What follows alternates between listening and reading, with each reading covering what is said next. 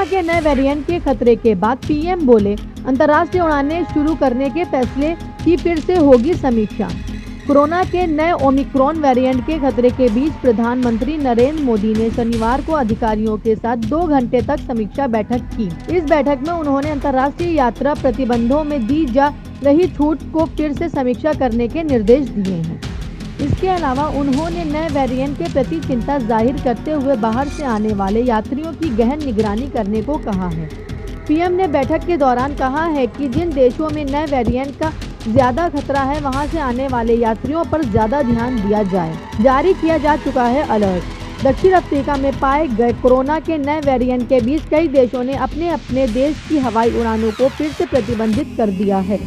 इस बीच भारत में भी अलर्ट जारी किया जा चुका है और नए वेरिएंट के खतरे से बचने के लिए दक्षिण अफ्रीकी देश से आने वाले यात्रियों का गहन परीक्षण करने के निर्देश दिए हैं। बताया जा रहा है कि कोरोना का नया वेरिएंट डेल्टा व डेल्टा प्लस से कई गुना ज्यादा संक्रामक है।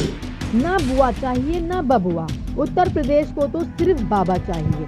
राजनाथ सिंह। जौनपुर उत्तर प्रदेश में आगामी विधानसभा चुनाव को लेकर सियासी पारा चढ़ता जा रहा है। बीजेपी ने व्यूह रचना कर दिग्गजों को मैदान में उतार दिया है। भारतीय जनता पार्टी के पूर्व अध्यक्ष और मौजूदा रक्षा मंत्री राजनाथ सिंह भी लगातार रैलियां कर विपक्ष पर निशाना साध रहे हैं। राजनाथ सिंह ने समाजवादी पार्टी अध्यक्ष अखिलेश यादव और बहुजन समाज पार्टी प्रमुख मायावती का बिना नाम लिए निशाना साधा।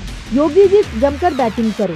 जौनपुर में बूथ अध्यक्षों के सम्मेलन को संबोधित करते हुए राजनाथ सिंह ने कहा, उत्तर प्रदेश को ना बुआ चाहिए ना बबुआ चाहिए, बल्कि उत्तर प्रदेश को तो सिर्फ बाबा चाहिए। इस दौरान उन्होंने पीएम मोदी और सीएम योगी के वायरल फोटो का जिक्र करते हुए कहा, हाल ही में योगी जी ने एक फोटो ट्वीट किया था जिसमें मोदी जी उनके कंधे पर हाथ रखकर उन्हें कुछ बता रहे थे। उन्होंने कहा कि योगी जी जमकर बैटिंग करो, पूरी मजबूती से खेलो, ना तो आपको कोई रिटायर्ड हर्ट कर सकता है और ना ही आप हिट विकेट खोलो। टिकट बुक करते समय 25 पैसे में ले सकते हैं 10 लाख तक का बीमा।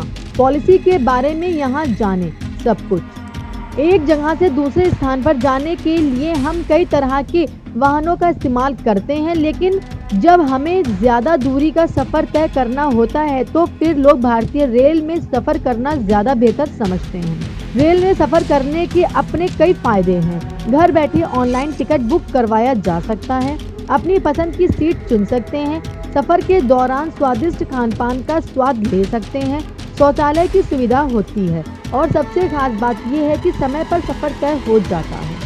लेकिन क्या आप जानते हैं कि आपके सफर के लिए भारतीय रेलवे आपको 10 लाख रुपए तक का बीमा कवर भी देता है? शायद नहीं, लेकिन आपको चिंता करने की जरूरत नहीं है, क्योंकि हम आपको इस बारे में बताने जा रहे हैं।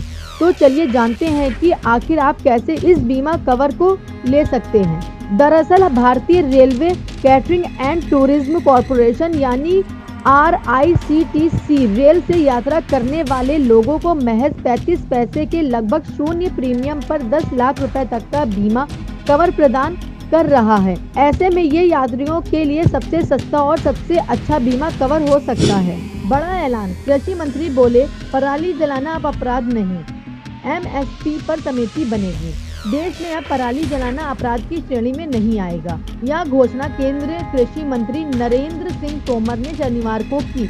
उन्होंने कहा कि यह किसान संगठनों की बड़ी मांगों में से एक मांग थी कि पराली जलाने को अपराध की श्रेणी से बाहर रखा जाए। इसलिए किसानों की यह मांग केंद्र सरकार ने मान ली है। दरअसल नेशनल ग्रीन ट्रिब्यूनल ने 10 दिसंबर 2015 को फसल अवशेषों पर जलाने का प्रतिबंध लगा दिया था।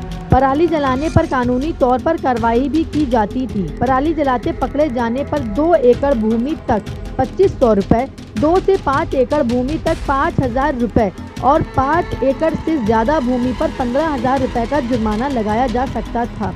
इस दौरान कृषि मंत्री ने किसान संगठनों से आंदोलन खत्म करने की अपील करते हुए कहा कि कृषि कानूनों की वापसी की प्रक्रिया शुरू हो गई है। अब किसान आंदोलन का कोई औचित्य नहीं बनता है। किसान बड़े मन का परिचय दें, प्रधानमंत्री की घोषणा का आदर करें और अपने अपने घर लौटना सुनिश्चित करें।